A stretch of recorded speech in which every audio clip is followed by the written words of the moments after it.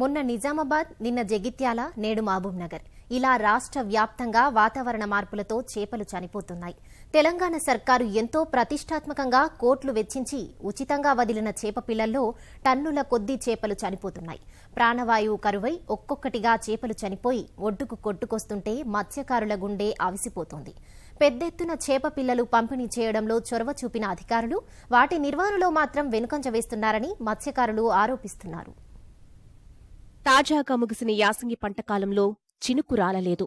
8 నెలలకు పైగా రాష్ట్రంలో ఆశించినంత వర్షాలు కురవకపోవడం వల్ల జలాశయాల్లో నీరంతా ఇంకిపోతోంది.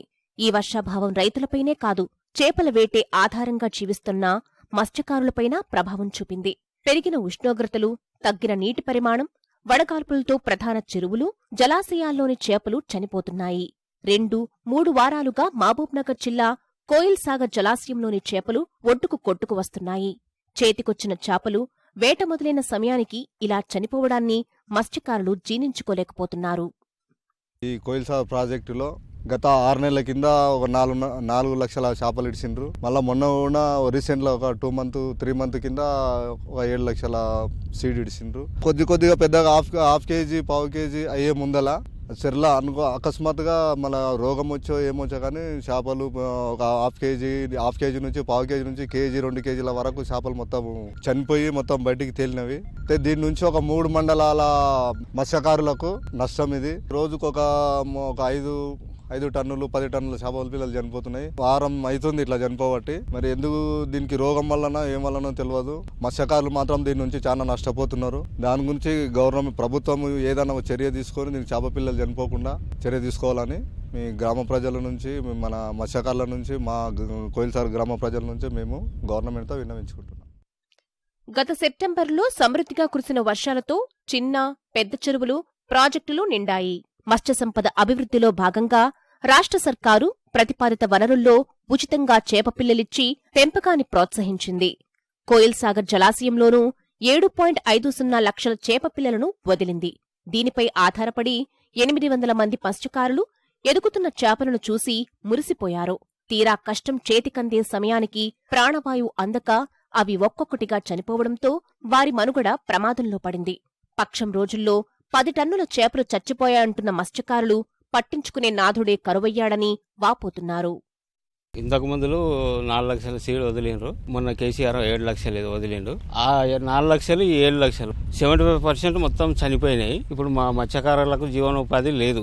మరి దీని మీద డిపార్ట్మెంట్ చర్య తీసుకోవడం లేదు. పేపర్ స్టేట్మెంట్ ఇచ్చినాము, రోగం వచ్చింది, మరి ఏమొచ్చిందో చనిపోతుంది. దాన్ని టెస్టింగ్ చేయడానికి కూడా డిపార్ట్మెంట్ వస్తలేదు.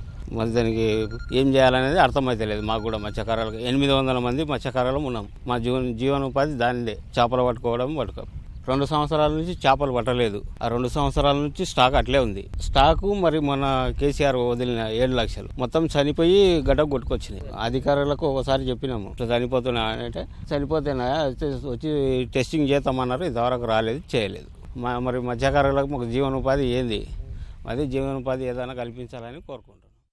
మత్స్యశాఖ అధికారులు సకాలంలో స్పందిస్తే నష్టశాతం తగ్గిందంటున్న మత్స్యకారులు ఆ దిశగా కృషి చేయడం లేదని ఆరోపిస్తున్నారు.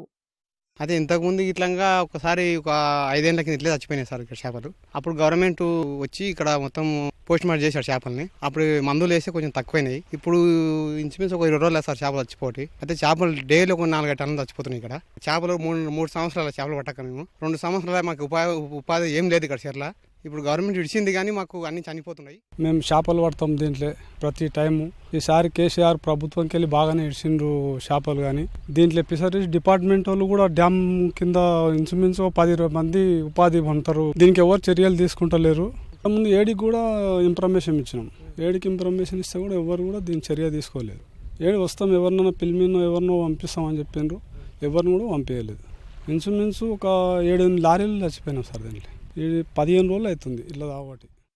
2 ఏళ్లుగా చేపల ఉత్పత్తి లేక ఉపాధి కరువై తీవ్ర ఇబ్బందుల్లో కొట్టుమిట్టాడుతున్న తమకు ఈ పరిణామం శరఘాతమైందని మత్స్యకారులు గగ్గోలు పెడుతున్నారు. ఇప్పటికైనా నష్ట నివారణ చర్యలను చేపట్టేలా మత్స్యశాఖ అధికారులను ఆదేశించడం ద్వారానే సర్కారు లక్ష్యం సిద్ధిస్తుందని వేడుకుంటున్నారు.